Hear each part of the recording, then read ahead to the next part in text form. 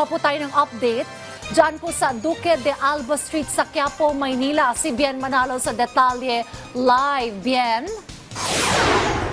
Magandang umaga sa iyo, Dayan. Andito kami ngayon sa bahagi ng Duque de Alba Street at Castillejo Street, malapit yan sa Arlegui Street. Ito yung isa sa mga kalsada sa Maynila na daraanan na mamaya ng prosesyon. At Dayan, kung makikita mo sa aking likuran, ay mayroon dong prayer station na itinayo ng isang organisasyon na itinayo pa noong Martes. Namimigay sila ng libreng pagkain mula yan breakfast, lunch hanggang dinner. Dayan, tuloy-tuloy din ang pagdating ng ating mga kababayan na ating mga deboto dito sa Duque de Alba Street. Karamihan sa kanila ay dito na nagpalipas ng gabi at marami rin sa kanila ay nagmula pa sa malalayong probinsya tulad ng Laguna, Rizal, Bulacan, Cavite at meron pang Zambales.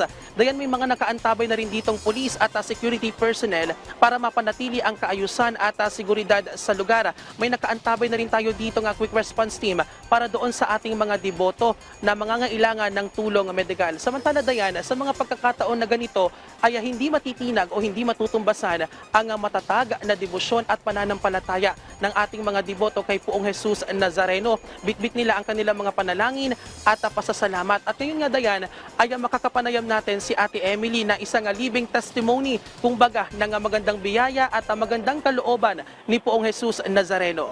Magandang umaga, Ate Emily, at welcome sa Rise and Shine Pilipinas. Ate Emily, ano ba yung pinagpapasalamat mo kay Poong Jesus Nazareno?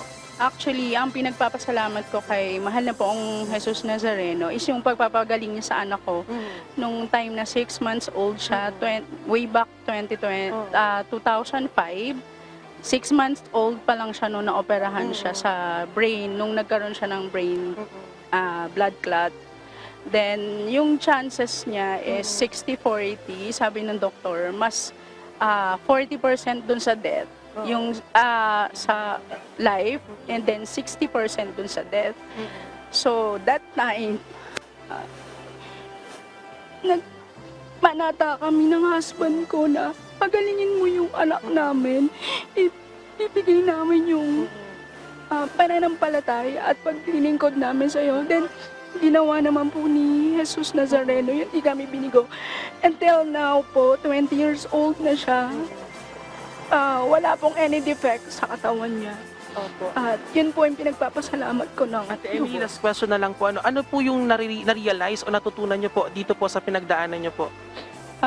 Yun nga po, manalangin lang tayo ng taimtim kay Nazareno. Lahat po yan ipagkakaloob niya. Buong puso, lahat ibigay niyo lang po sa kanya. Ibigay niya po sa inyo yung answered prayer. Sobra-sobra. Yes. Alright, maraming salamat po, Ate Emily, sa pagbabahagi ng iyong istorya. At Dayan, patuloy tayo nakaantabay dito sa Duque de Alba Street para sa Traslasyon 2025. Balik sa iyo, Dayan. Maraming salamat, Bien Manalo.